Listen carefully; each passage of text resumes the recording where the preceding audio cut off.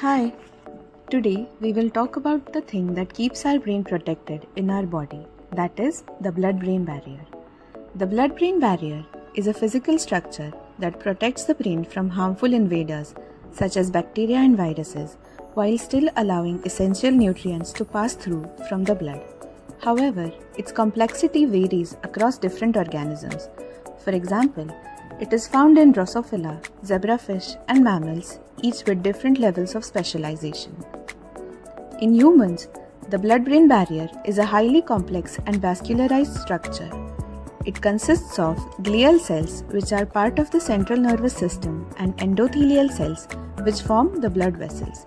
In recent years, blood-brain barrier dysfunction has been linked to neurodegenerative diseases.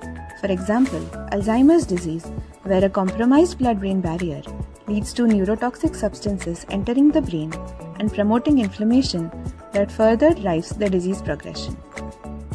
In our lab, we use Drosophila as a model organism to study the formation of blood-brain barrier. In humans, the blood-brain barrier is highly vascularized, but in Drosophila, it is a much simpler glia-based structure. The key players here are subperineural glia.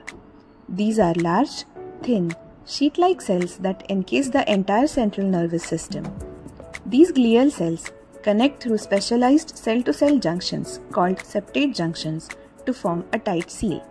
Septate junctions in Drosophila are functionally similar to tight junctions in humans, making Drosophila an excellent model system for studying the blood-brain barrier formation and function. Our research focuses on how the morphology of these glial cells is regulated during developmental stages in Drosophila.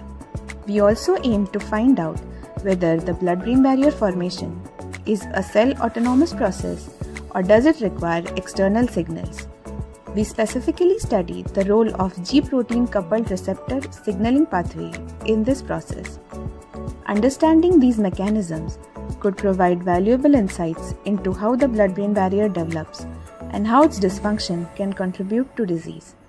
Ultimately, our work helps us better understand how the brain stays protected, both in health and in disease. Thank you.